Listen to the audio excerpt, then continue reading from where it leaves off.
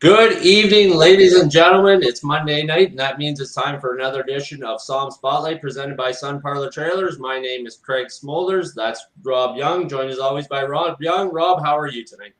Great, Craig. Good to see you again. You too. I apologize for missing late last week, but you and Angela did an amazing job covering for me, and I also apologize to Laura Alfier for missing that one. I was looking forward to it, but I had something come up last minute, and I apologize to all you guys for missing it. But we're back in the saddle again, and we're ready to get back at her. Now tonight, we're going to be talking to the driver of the number 43 Thunderstock. That's Gerald Martin. So he's done a lot of racing. He's been around for a long time, so we're gonna have some good conversation with him. But before we get to that, the first thing I want to tell everybody about is all the things that we have coming up. So the first thing we have coming up, April 22nd and 23rd, that's Friday and Saturday. We're going to have the swap meet during the day and the practice in the evening. So if you want to get involved in that, make sure you reach out to Maria at the track and she'll get you your spot reserved for that. The other thing we have coming up this season, we're going to try doing is the Junior Fan Club. First, the Junior Fan Club. These are the dates for the Junior Fan Club that we still have available. So we need the drivers to sign up. So if you're interested in doing that, Lauren Bonner is looking after that. So make sure you reach out to her and get your spot reserved. We know that the junior fans are very important and we want to keep them coming back and keep them excited. So let's do everything we can to help them out with that. The Friday markets, we have that coming up this season. That's something that we're starting this season. So make sure you're looking into that. If you want to get involved in that, send me a message and I will send you the link so we can get you signed up for that. Those are the dates. It will be starting Friday, May 6th, and that will be during practice. And then at 8 o'clock on Fridays, the mini stocks will be taken to the track for their event.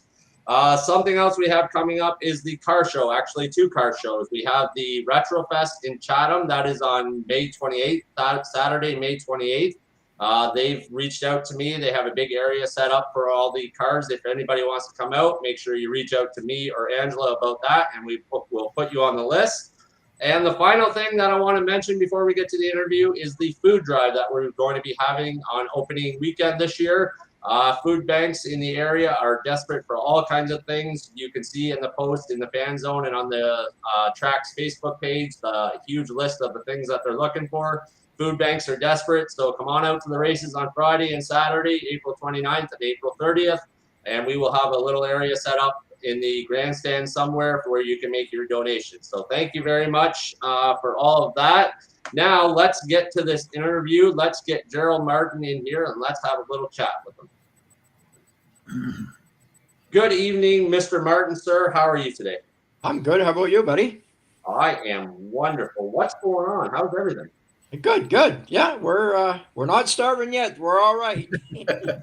That's a good start. You got the car ready. What's going on in the shop? Just about ready. I'm just waiting for my motor. I should have it on Friday. The rest of the car is all done, ready to go. Excellent. You'll be ready to go on April 30th. Oh yes, for sure. We'll perfect. Be there. Rob, you got anything you want to mention to him? So, Jerry, you're running that same Monte Carlo Thunderstock from last year? Yes, I am. Yes. You got a nice fresh little crate motor you're putting in it? Yeah. Leach Performance rebuilding it for me right now. Good. Well, that'll be a pretty stout powerhouse then. Yes, those guys they're not too happy with you beating up on them. When I told them that you were going to be the flagman on Friday night, they said, good, so that means he's not racing. I said, oh no, he's racing on Saturday. So yeah, they're not too happy. They think that you're because you're the age that you are that you shouldn't be allowed to beat up on them anymore. That we should retire you. But I said no, we need Jerry out there. Yeah, but there are some good drivers out there. All them young kids are coming up. Paige and Mayu and all those kids. They're going to be a handful. They'll give them another year or so on that track, and they are going to be a handful. Yeah. Well, I think you got some tricks you can teach him, Jerry. I know you do. So, well, yep. I'll try my best to help all the people that I can. Right. Absolutely. All right. So the first thing I would like to know from you, Jerry, is as a child, did you play any other sports? Were you always into racing? Did you play hockey or baseball or anything like that? What was your childhood like growing up? When I was growing up, yes, I did play hockey for about 12 years and get my knuckles all punched out and broken jaws. And it was rough back then playing hockey. It's not like today. Today Are it's you fun. telling me you were a scrapper in hockey? No, no, not really.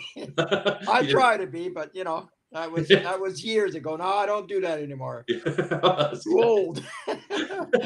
What in your hockey career? How far did you go? Like, were you pretty competitive that, or No, it was house league and stuff like that, and okay? like they called it the Cataract in Grand Falls.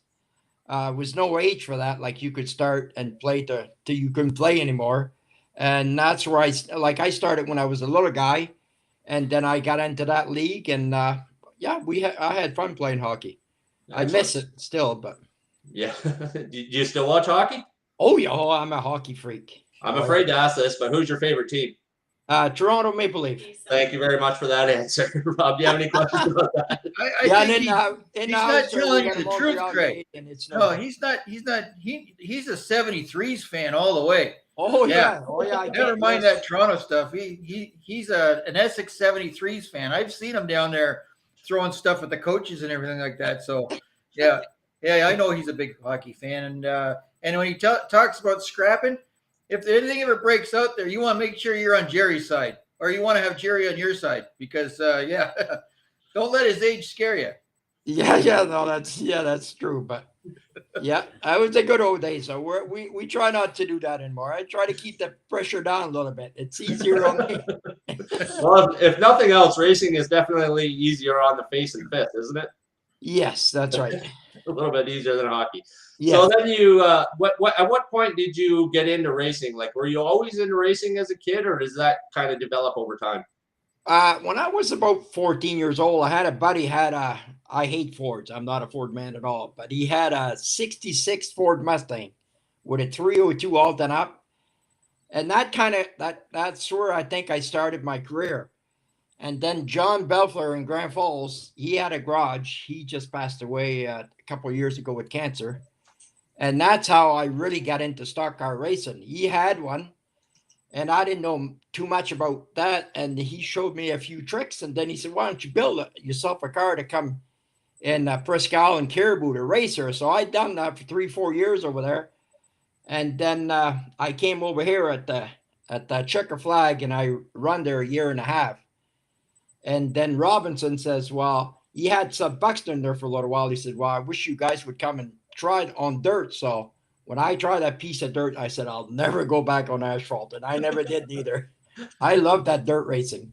Yeah, something about going left turning right to go left. It's kind of fun. That's exactly right. Yeah. Rob, do you have any questions about that?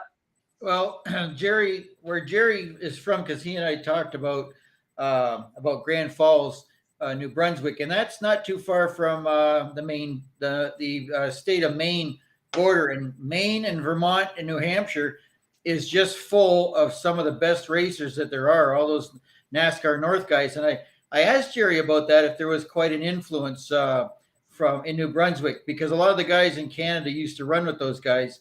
And that's, a lot of them, like the Oxford Plains Speedway, for instance. They got the big Oxford 250. A lot of Canadian guys used to go down there and race that big money race. And but Jerry says no, he bypassed all that, and he came here and started racing here. So he's been racing longer than I have, I think. I mean, he's only 55 years old, and I think he started when he was about 5. Yeah. No, it's a good time. I don't mind racing at all. Like it is a lot of work, but it's well worth it at the end. I mean, I stay enjoy it. So as long as I'm stay enjoying it, I'm gonna keep on doing it. Definitely. All right, so let's do that. Let's jump right into your racing career. Now, my information is you started racing at Southern Ontario Motor Speedway in 1991. Does that sound about right? Yeah, it's about right. Okay, and how did you make out your first year? What was your experience like? I mean, you're a rookie. You went from asphalt to dirt. Talk about your first year a little bit and how all that went for you. The first year was a little bit rough there. Like till you get to know the dirt a little bit, how to set it up. And the first year, I got to be honest, I really liked it, but it was so hard. Till we got to figure it out. It took me about 3-4 years to figure it out. Once we did, then we were pretty fast. Like you didn't have to wait for me anyway. Did you run a full season your first year? I do believe, no, I didn't, because the first car I had, it was 71 Nova, I do believe. The shackle went through the frame, was all rotted, and I think I missed a couple months, or a couple 3-4 months to build another one. Actually, Gary John had one there, and it was not finished. I bought that off him, and then I brought it home and at the farm, and we welded all the frame in it and all the cage, and there was a lot of work. And then I think it was in August we went back for that year, and then after that we just kept on going. Okay, Rob, do you have any questions about that? No, just you know, I kind of Jerry talked about coming and racing at Checker Flag on the asphalt, and then off to the dirt. I didn't get a chance to race with Jerry back in the '90s, but I used to drive by his place on my way home. We had our shop was in Windsor, and we lived in Kingsville, and I used to drive down number 3 highway back past where Jerry lived, and I always remember seeing his sharp number 43 sitting out there. When it was on the trailer, the garage door was open. He always had really good looking stuff, and I was very envious of him when I drove by. I thought, oh man, you know, I had business and a family, and I couldn't go racing, and but I got a chance to drive by and see what Jerry was doing, and I didn't know Jerry at the time. I met him later, but yeah, I knew about Jerry before I'd even met him. So yeah, it's pretty cool to see him doing all that. Yep. So Jerry, quick question for you. Number 43. How did you land on the number 43? Well, when I didn't know too much about NASCAR back then, and then one day I turned on the TV, and Carl Petty was on. He was racing, and he was leading that race, and I said, my God, if I ever decide, you know, to be serious in this stuff, I'm going to take that 43. And that's how I got that 43. Awesome. Yeah. That's not bad. That's not bad. That's pretty good. Yeah. So then, so now I guess 1992 rolls around, and I'm told that was your first feature win came in 1992. Does that sound about right for you? That's about right. Yeah. 1992. That was my first one. You're right. Okay. And that was in the Thunderstocks, right? Yes. Yes. All right. So talk about that. You get your first win. You know, you got a little bit of experience from the previous year. You're a little bit more finesse, I guess, behind the wheel and getting around the track and stuff like that. Talk about how your second season went and how it was a little bit different compared to being a rookie and racing with different people. How did that for that second year go for you? At the beginning, that was a new car that we built that year. It was slow at the beginning, and then about halfway into the season, we really turned it on. And then, of course, people, you know, start to know me a little bit better, and then a little bit more money come aboard, and better shocks and better tires. And yeah, we had that car, and I was pretty happy when that was my first one. I was pretty happy when I won that one. Yeah, I can imagine. Now I'm just curious. Do you remember the win? Was it a close win, or did you win by a lot, or like do you remember the race that you won your first win in? Yes, I won it, and I just won it. Like, it was nothing to be bragging about that I was 4 or 5 car. No, it was a close one. You're right, it was.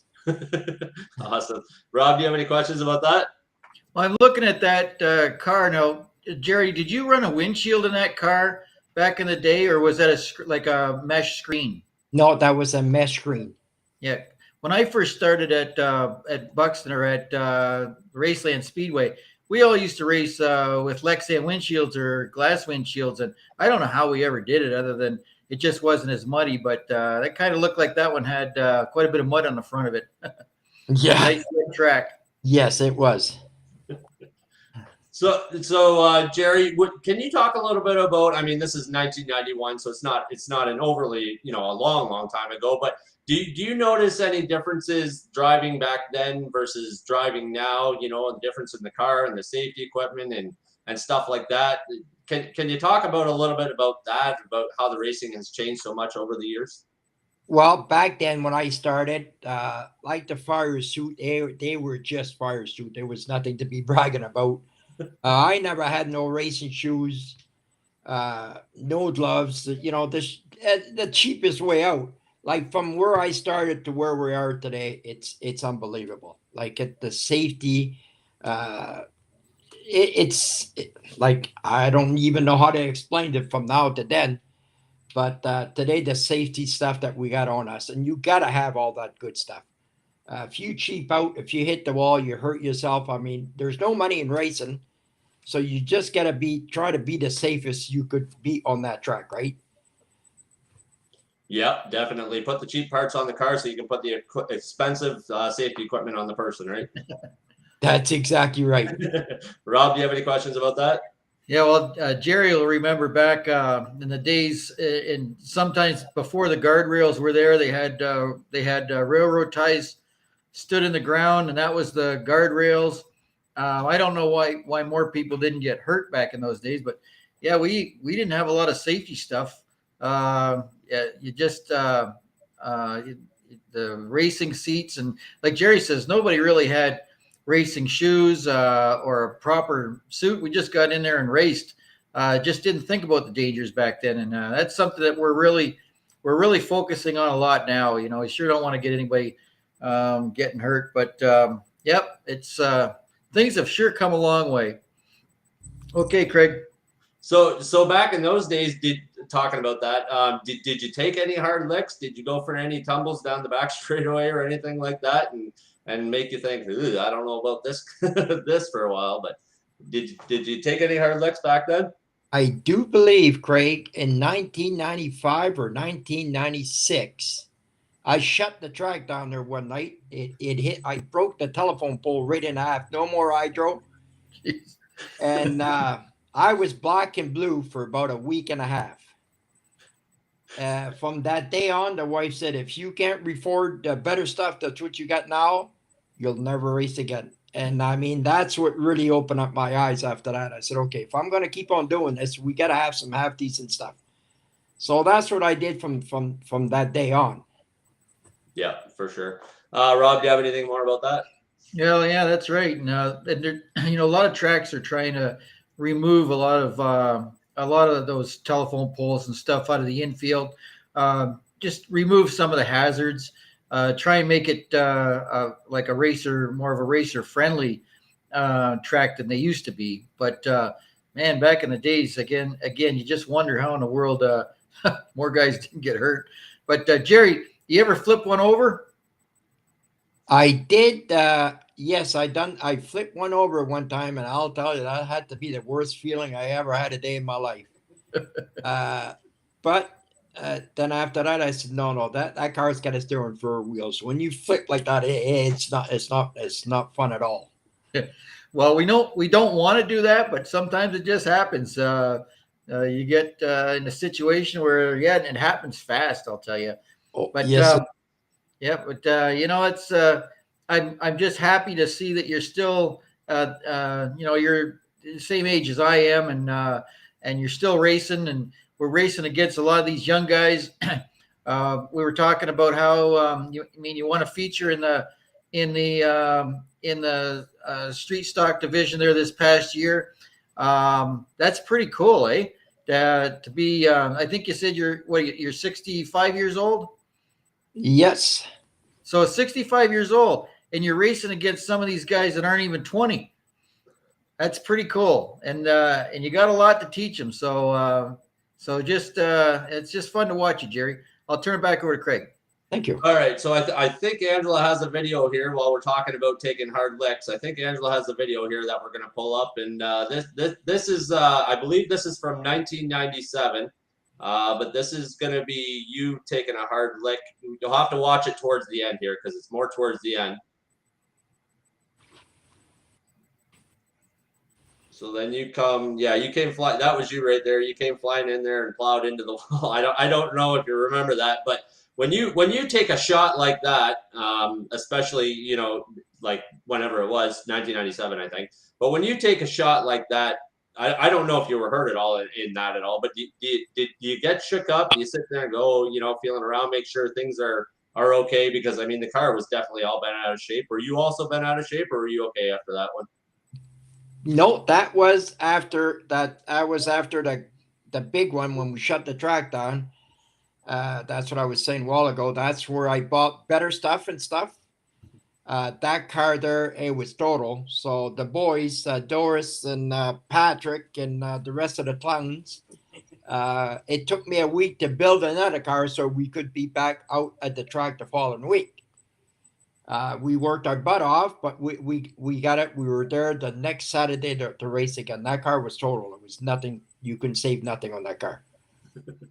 Jeez.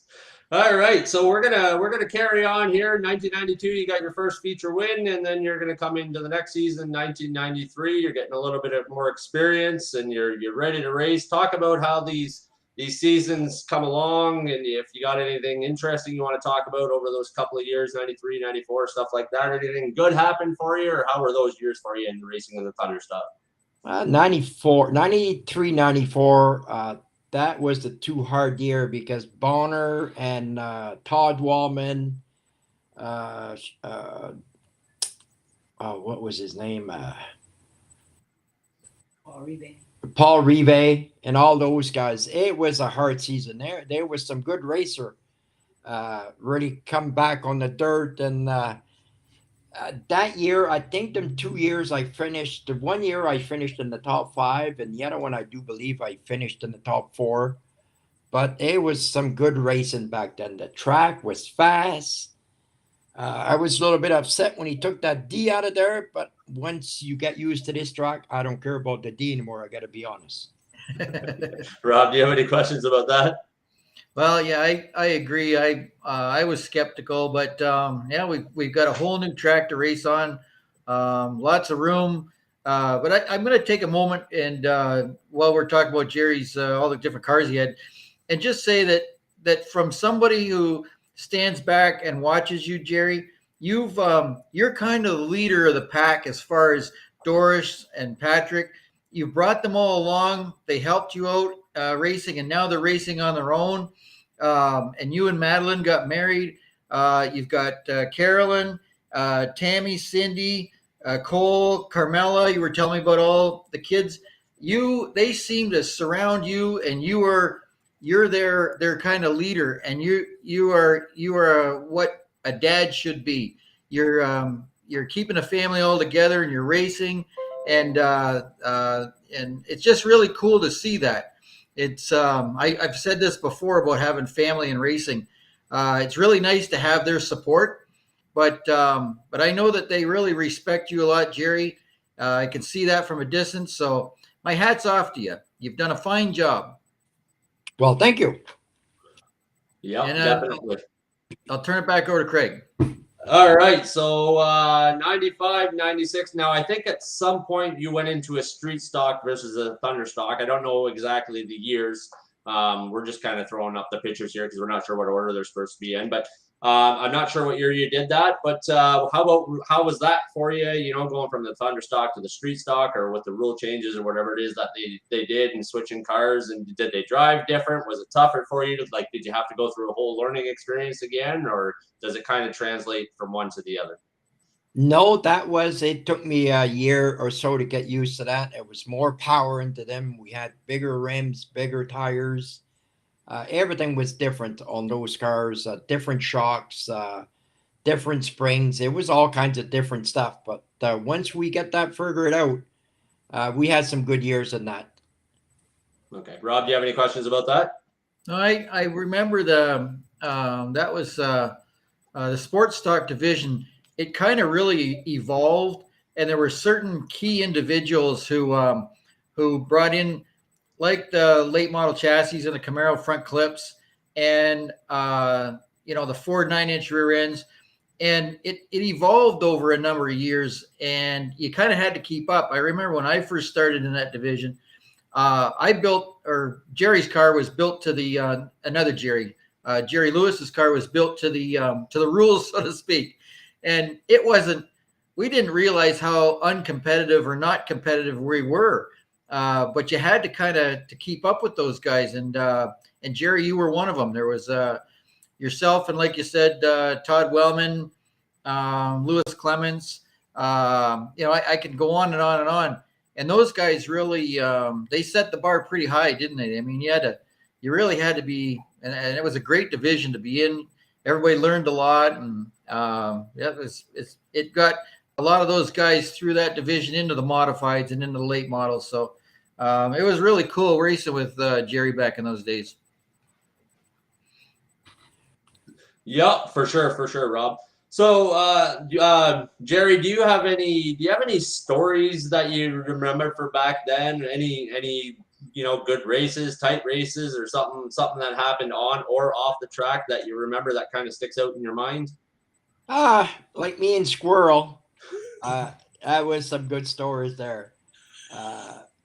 We had everywhere we went, we tried to put on a good show for the fans and stuff. So one night we went to I do believe it was Maryville. And so we gets over there, and the guy says, what do you guys, well, we said we're street stock. Street stock. He says, holy Jesus, you guys can't race them cars there. You're going to have to go with the late models. Well, Squirrel says, we can't race no late models. We only got baby's motors in there. So when we started those things up, they said, no. You guys can't race. You guys can't race those things with us.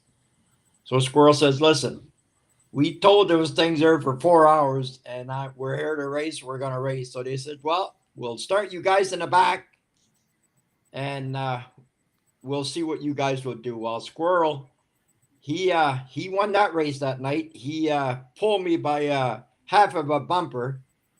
And the guy says, well, you guys race her tonight, but don't bring those cars back here because we don't want to see you guys back here. That was funny. Rob, do you have any questions about that or anything about that? Yeah, that's pretty good. It's good. It's nice to go down there and whoop up on at some of those other tracks. But there's lots of stories of Squirrel.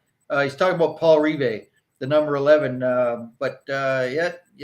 I remember watching you guys too. You were very entertaining. Yes. Okay, there you go, Craig. Any other stories you can tell with us, or some of them you can't tell on the air here? Well, I can't really say that on the air. I might get fired. All right, we'll just leave it at that. Yeah. All right, so let's just keep carrying on here. I guess we're coming into like 1998, 1999. Anything from those years you want to talk about? I can see we got some checker flags. Anything in these pictures remind you of anything, something you want to talk about there? Yeah, that was that year, 99, I do believe it was, 99 and 2000. That's when I had that Coley from Leamington. He had the flower shop. Him and Louis Rive, they come on board. It was no lack of money there. So that year, it was the best year I do believe that I ever had in racing. Like that car, really, it was hooked up and pulling. I think out of that year, if I remember correctly, I think I had 16 or 17 checker flag that year. Holy moly. That car did run. Like that Coley from Leamington, you had the flower shop there, and it was no lack of money there. Wow. I think every 3 weeks that motor would come out of there, bring it back to Dennis Thibodeau, and whatever they done to that car, I don't have a clue. But that's all I could tell you. That thing really ran pretty good. So. We better just leave it at that before we uncover something we're not supposed to. Rob, do you have anything about that? Yeah, if you have those three ingredients, a great chassis, a great motor, and a great driver, you can do nothing but win. So you must have had all three of those ingredients in there, or you wouldn't have all those wins. So again, my hat's off to you. So back to you, Craig. All right, so I guess we're talking about 2000, and at some point here, I don't know when, but you go from a street stock, you jump into a modified. Can you talk about the change there, going from the street stock to the modified, and how all that played out for you? The modified, I really enjoyed it for about 3-4 years, and I still would like to run one, but that's for the young bucks. The ones got all kinds of horsepowers and stuff like that. That and I said, when I sold that car, I said I should have kept it, but it's a lot of money doing that and stuff. And I see that 28 Tate O'Leary bought it, and I'm happy he got it because he's such a good kid. Like, I take that kid like he's my own, and they're really, really, really good family. Those Tate O'Leary and his brother and his dad, they're good people. And he thanked me a billion times to buy that car off of me. Do I miss it? Not really. I like where I'm at right now. I'm having more fun, and it's my kind of speed. I'm getting old, so I just want to finish it up and have a good time with it. Yeah, for sure. So the first thing I noticed when we pulled up a couple pictures of your modified here, the first thing I noticed is a number 5. How did you go from the 43 to the 5 on the modified? 43. I could have kept it, but Brad McLeod had that number forever, and I said, well, I'll put a G beside it. I said, nah, Brad, I like Brad too. Brad's a super nice guy. I said, I'm just gonna go, and I'm gonna change my number. So Coulter, the old man from Justin Coulter's dad, had that number 5. So I said, well, So Justin told me, he said, hey, Dad's not racing anymore. I said, can you tell your dad to give me a call? Because I want to ask him if it's okay for me to take that number 5. I didn't want to take his number. So he did. He texted me his dad's phone number, and I called him, and he said, sure. Anybody, yes, for you could take that number and you could run it because I'm done. That's how I end up with that number 5. Awesome. Rob, do you have any questions about that? Yeah, well, that's a pretty good story. I didn't know that, Jerry. Thanks for sharing that. But yeah, Justin or Curtis Coulter had the number 5, and for years and years and years made that number famous. He had a lot of late models back in the wedge days, and yeah, he used to put on a pretty good show too. So yeah, that's good to know. I didn't know that. Thanks for sharing that. You're welcome. Yep, for Go sure. ahead, That's why we do these interviews, so we can learn stuff like that, because not a lot of people know about stuff like that, right? Yep. So I guess the modified, were you pretty successful in there, or did it take a long time to learn how to get around the track, or how did all that play out for you? Yes, it took me a long time. Got to be honest with you, I didn't learn that overnight. That's for sure. And right up to the day that I sold it, they're a handful to drive. Like a lot of people, they don't know that. Modified, they're a different car altogether. Yeah, they're a lot of work. You got to stay up on top of that, and yeah, there is a lot of work, Greg. Okay, awesome. Now, as far as success, were you pretty successful with the modified, or were you did you remember anything, any big wins, any feature wins, anything like that you want to talk about? Never any feature win in the modified. Lots of heat, and no, never any feature. Like I finished top 2, top 3, top 5, top 10, 15 some nights. It all depends how the car was. No, never any feature win in that. Okay, Rob, do you have anything about that? Yeah, I remember. I didn't drive a modified very much, but they are a handful. They've only got those little 8-inch wheels and lots of horsepower, and yeah, they're hard to control. But yeah, it's they are a lot of fun. 4-link rear suspension. They are a real race car, that's for sure. And I don't know if Craig's gonna touch on this. I don't want to run out of time, but Jerry, I think you won 2 championships in your career. Yes. And they were both in the sports stock division? A thunder stock and a sports stock. Oh. So you got and do you remember how many feature wins you had? Oh my good God. A lot. Like I can't count them all for sure. Well, that's good to know that you had that many you forget. Yeah. But that's a lot of years of racing, and like I said, you're an inspiration to a lot of people. I can tell, as I said, by your family. They followed right along with you, Doris and Patrick. It's really cool to see you guys out there, and I mean, you bring 3 cars to the racetrack every every weekend. That's a lot of work. So do you help each other out? Like you help Doris and Patrick, and they help you out whenever you need a hand. Oh yeah, we're pretty close that way. They got like even at the track, like if one of us breaks down, there's no share. There's no lack of help over there. Like everybody, that's why they call us a family, right? We go there to try to race and help each other. So oh yeah, like I'm pretty happy to have the two boys like that. They do help me quite a bit there, Rob. Yep. I remember, as I said, I used to drive by your place in Essex, and then you moved over onto Talbot there in Essex, across from Countryside Chrysler. And I used to go drop in there quite often, and I'd see you guys across the street. At that time, I think you and Doris both had sport stocks, and I think Patrick had a mini stock, didn't he? And you were Yes. always working on your cars over there. And it looked like you were having a whole lot of fun. So you might even be responsible for me getting back into racing, because I saw how much fun you were having. But yeah, you used to have, that was because of where you lived, it was easy to drive by there. And I always watch and see what you were doing. But it was cool to see. So I'll turn it back over to Craig. As far as you guys working in the shop, you and the boys, are you guys pretty competitive in the shop? You guys get arguing and scrapping, this won't work, that will work? Or how's that work out when you guys are away from the track?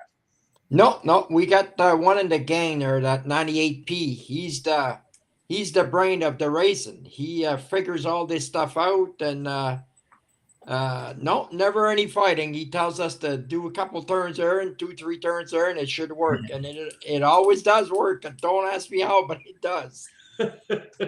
Rob, do you have any more about that? Yeah, he's a tough guy to race against. He'll get every bit out of you, that's for sure. But it's cool that you've got the three of you, as I said, to lean on each other. So Jerry, I know this, that you're a mechanic, and when I first met you, you were working for Elford and Stowe there in Essex, and now you're working for Steve Snyder in Harrow as a mechanic. Now, when you first came to Ontario, you said you'd been working on cars and stuff like that, but you mentioned something about farming when you first came here, and I think it was the Sipcar family, wasn't it? Who'd you go to work for when you came here? I went to work for Sam Sipcar out of Harrow. I didn't know this area at all. So what happened in New Brunswick, the manpower, they said that it was not too much work around there, and I'm not a lazy guy by no means. And they said, listen, up in Harrow, Ontario. And I said, Harrow, Ontario? Where in the name of God is that? They said, well, if you really want to go, this farmer's ready to pay your gas and money to go up there. And he says, you could go try it. I said, well, you know what? I got nothing to lose, so let's go. So we packed it up, and we came here for the summer. We went back down east in the wintertime, and I told the wife, we got to move back up there. And by moving up here, I end up working for Sipcars for 13 years. And then Alfred and Stowe, they needed a mechanic. So I said, well, you know what? I've been turning wrench forever, so that's where I'm going to go. So I went back to Steve and worked there for 24 years. And then they closed down. And then I end up in Harrow at Steve Schneider's. Yeah, that's quite a story. I've known you for a number of years, and but it's the fans really like to know, what does Jerry Martin do when he's not racing? So there you go. It's all mechanical. Everything you've done, and as I said, you're an inspiration to a lot of us. So I'll turn it back over to Craig. All right, so we're still talking about the modified here. Do you have any stories from the modified days that you'd like to talk about? Some of those competitors were pretty tough out there. Did you have some good battles for some of those guys? And anything stick out in your mind that you remember you wanna discuss? No, the modified, they were all a bunch of good drivers on that division. It was never too much rough. The cars stayed all in one pieces there. It was clean racing in the modifieds. Okay, awesome. So No, I guess we're getting into COVID days, 2019, 2020, and all that stuff. The track shuts down, and we're going into a reconfiguration and everything. And you jump back into a Thunderstock and talk about that a little bit. I mean, you've been racing forever on the same type of track, and then all of a sudden it changes, and you got to get used to that. And you haven't been in the car for a couple of years. What kind of things did you stay sharp and to stay sharp, and then the new configuration? How did you get that all figured out? Talk about that a little bit, Jerry.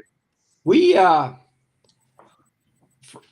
Tate O'Leary was after me about a year just before the COVID hit a little bit. He says, "Listen, I want to buy that car," and I said, "Well, listen, it's not for sale yet." So I said, "When it's time to sell it, you're going to be the first one."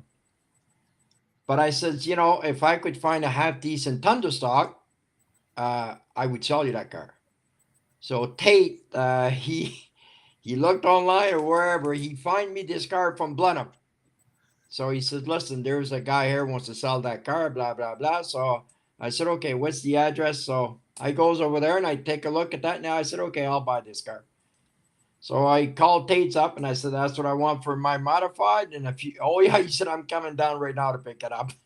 So then I went back down to Thunderstock. And I'll tell you, they're not a handful at all to drive. They drive yourself. Okay. And as far as the track being shut down for COVID and stuff, we're like, what did you do any iRacing or anything like that, or what kind of stuff did you do to try and stay sharp while you weren't able to race? We went when the track was shut down. We went to I do believe it was Brighton a couple times there, 2-3 times. We went all the way down there. And then we went once or twice to Humberstone. And that's I only done about 3-4 races all that year, and that was it. Okay. Rob, do you have any questions about that? No, that's it's been a tough couple of years, hasn't it, Jerry? With all this COVID stuff and everything. We're hoping everything's going to get back to normal, and looks like the track will open up on the 30th of April. There's probably something a lot of our fans don't know, that Jerry is going to be racing on Saturday, and on Friday Jerry's going to be our flagman. So with all his experience, the guys in the mini stock division, they're not going to get away with anything if they don't keep those cars straight coming in for the green flag. Jerry's going to black flag them. So we're excited to have Jerry on board and doing the flagging. And so, man, there just isn't anything Jerry hasn't done. So we're again excited to have him on board. Absolutely. And as far, I guess we're talking about the 2022 season that's coming up here. Like Rob said, we're opening up on April 29th and 30th. Are you ready to go for 2022? How's the car coming along? What all is going on over there at the shop? The car is just about done. I'm just waiting for my motor to come back. All the body, everything is done on the car 100%. All the new parts are on it, ready to go. Excellent. So you might be out for practice on the 22nd and 23rd, maybe. I'm hoping to be there. If I'm not going to bring the car there, I'll be there for sure. Oh, awesome. Rob, do you have any questions about that? If there's one thing I remember about Jerry over the years, is that, man, he used to have his cars all ready to go back in January. The rest of us were struggling along, and Jerry used to have everything just about ready to go. So that was one of the first things I noticed about racing on the dirt, that the guys seem to get their cars done a lot quicker than the asphalt guys did. But that's one thing I remember about you, Jerry. I always had that thing ready to go and looking like $1 million too. Well, thank you. Yep. So I guess Jerry, last year there was a handful of rookies in the Thunderstock class. Looks like this season there's going to be another handful of rookies in the Thunderstock class. What kind of advice, or what piece of advice would you give to any new driver coming into the Thunderstock division? If you could tell them one thing that would really help them get started, what would you want to tell them? Well, once you're a rookie like that, the first thing that you got to do, you got to stay down low on the track and learn the track first. And then once you figured that track out, then you could move up a little bit and start hammer down a little bit more. like that little girl, that little Paige Lanoux. If you looked at her from the beginning of the season to about more than halfway through the season, that little woman, she knows how to drive a car. And it's the same way as that little Mayu guy and that little 93, that little Fox. Like, if you look at those three little guys, they were struggling hard when they first started. But if you watch them about more than halfway through the season, them kids, they got a good heart, and they want to race, and they will race you hard, those kids. They're not going to give it away. And it's the same things with the new kids you're starting out. Give yourself a chance, and it will come to you. But if you go there and thinking, oh, we're going to open this thing up, you might have a surprise. That track it's not a track to be fooling around anymore. It's a fast dirt track. Awesome. That's a great piece of advice. Rob, do you have any questions about that?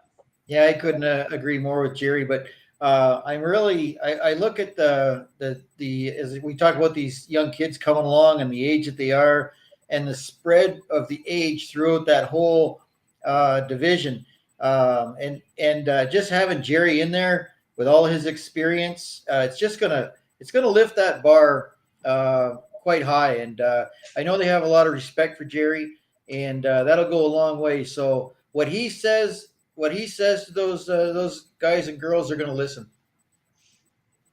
Yep, definitely.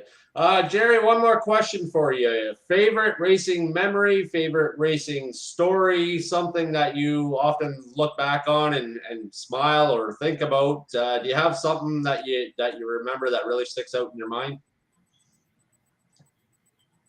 Oh my God, hey, that is a hard question there.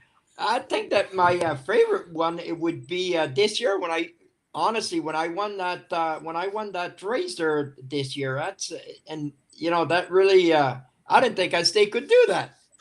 That really, honestly, right up to this day, I'm still thinking about it. How in the name of God did I do that? But yeah, that's going to stay with me for a long time. Yes. Awesome. Thank you. That's great. Rob, do you have anything about that? Yeah, I was there. That, of course, I was there every night, but I watched that, and that was pretty neat to see, Jerry. To see you go out there and win, and you won one for the old guys, buddy. That's it.